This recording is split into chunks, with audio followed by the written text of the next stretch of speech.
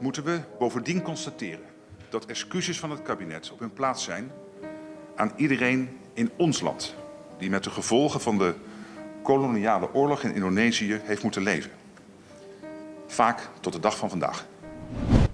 In the years immediately after the proclamation, a painful separation followed that cost many lives. In line with earlier statements by my government, I would like to express and repeat regret and apologies for the excessive violence on the part of the Dutch in those years.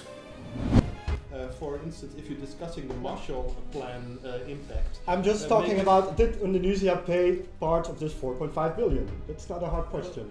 Well, it's a very hard question because there are several answers are possible. Well, there's only one answer possible because we found the proof yes, for this. But there are several conflicting opinions on that. There is no opinion. There is we have found evidence in the National Archive, state documents that state the exact amount of the. And this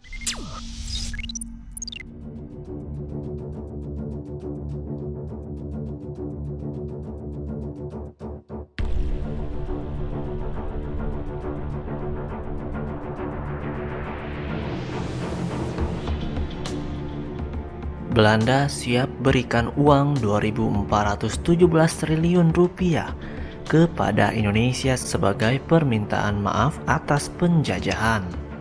Indonesia memang sudah merdeka secara sah sejak 17 Agustus 1945, tetapi kemerdekaan tersebut masih belum mendapatkan pengakuan kedaulatan secara penuh tanpa syarat dari Belanda. Mulanya Belanda hanya mengakui kemerdekaan Indonesia yang sesungguhnya pada Desember 1949 setelah dilakukannya konferensi meja bundar sebagai Republik Indonesia Serikat, yang mana kemerdekaan yang diakui oleh Belanda ini pun dikatakan merupakan hasil penyerahan kemerdekaan dari Belanda, bukanlah hasil perjuangan dari rakyat Indonesia. Pasca 78 tahun lamanya, Indonesia akhirnya mendapatkan pengakuan kemerdekaan dari Belanda. Hal ini sebagaimana disampaikan oleh Mark Rutte selaku Perdana Menteri Belanda di parlemen pada Rabu 14 Juni kemarin. Ketika itu Belanda menyerahkan kedaulatan Indonesia setelah melalui periode kekerasan yang menyebabkan jatuhnya banyak korban pasca proklamasi kemerdekaan 1945.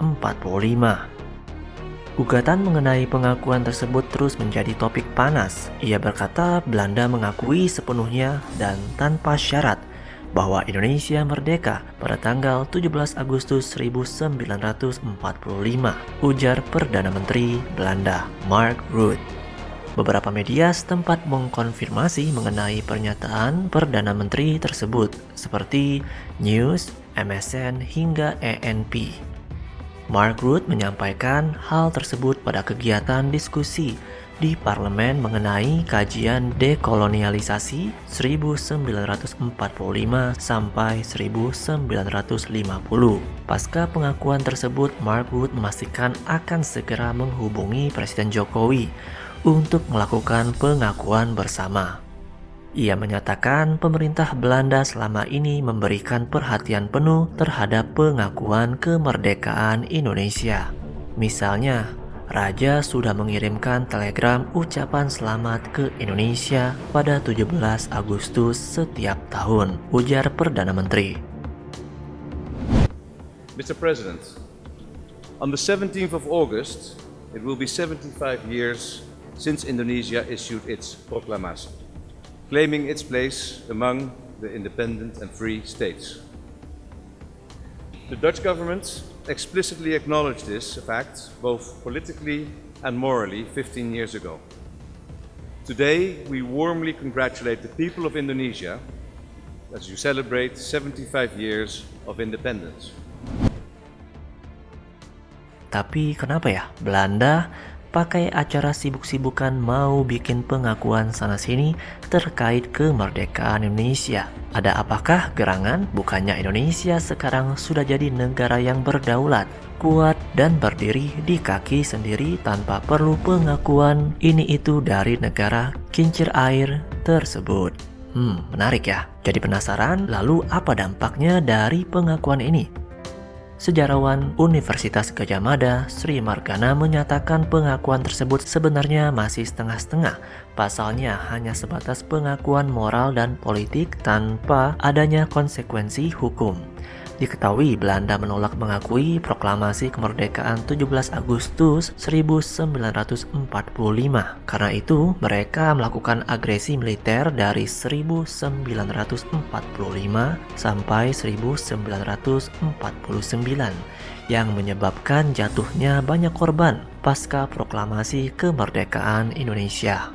Dengan secara politis mengakui 17 Agustus 1945 Indonesia merdeka, otomatis apa yang mereka lakukan pada tahun 45 sampai 49 adalah agresi militer, upaya menyerang kedaulatan negara yang sudah merdeka.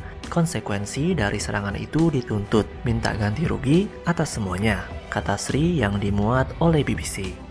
Sri menjelaskan bahwa Belanda tidak setuju menyebut periode tersebut sebagai kejahatan perang, melainkan sebagai kekerasan ekstrim. Sri juga menyebut pernyataan Perdana Menteri di hadapan parlemen Belanda itu tidak sepenuhnya menyebut komitmen kejahatan itu. Sedangkan untuk konsekuensi hukum, Ketua Komite Utang Kehormatan Belanda Jeffrey Pondag yang sudah mengadvokasi pengakuan tanggal kemerdekaan Indonesia selama bertahun-tahun menyebut pengakuan ini memiliki konsekuensi hukum. Ia berkata Belanda tidak memiliki hak untuk menduduki dan menjarah negara yang berjarak 1.800 km. Tanah itu milik orang lain, ucapnya. Sehingga Belanda harus memberikan ganti rugi kepada Indonesia sekaligus bunganya. Artinya Belanda melakukan kejahatan perang pada masa perang kemerdekaan karena menyerang wilayah negara lain. Istilah Hindia Belanda juga harus dihilangkan dari semua buku. Dan uang 504 triliun rupiah yang dibayarkan Indonesia kepada Belanda harus dikembalikan dengan bunga yang mencapai sekitar 1.913 triliun rupiah. Jelasnya, artinya Belanda harus menyiapkan uang sebesar 2.417 triliun untuk mendapatkan maaf dari Indonesia. Istilah kekerasan ekstrim sendiri lebih dipilih daripada kejahatan perang. Menurut Mark Rutte, alasannya karena kejadian tersebut ada sebelum Konvensi Jenewa 1949. Baginya, secara moral memang hal tersebut terjadi, tetapi tidak dapat diakui secara yuridis. Hal ini pun dikritik oleh salah satu politikus Belanda, Corinne Elizabeth, yang mana ia mau agar Rutte mengakui hal tersebut sebagai kejahatan perang.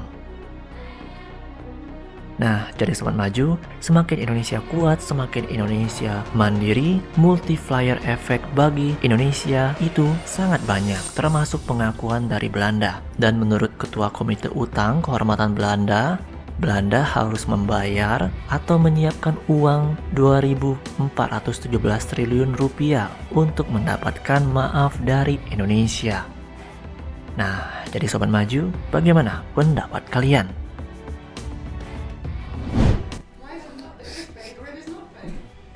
Did Indonesia pay or not? Michael, please continue your story.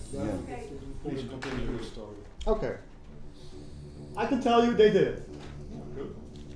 We have several documents that state that Indonesia paid loyally, and we have documents that show exactly what the amount was right before they stopped the RTC treaties payments. Also, we know that the Netherlands, by guessing and by fraud, actually, by a person named Hirschfeld, came to the amount of 6.5 billion because the Netherlands assumed that Indonesia would not pay the debts that they had at that moment. To ensure themselves that the Netherlands would get that money, they demanded billions of guilders too much in the RTC treaty. This guessing was also most likely the reason that Indonesia started nationalizing these companies. Indonesia discovered that these politionele acties were much more expensive than were estimated by Cochrane, who estimated 2 billion, which they took off the demands for the RTC. That means that Indonesia paid too much with their payments for the RTC treaty.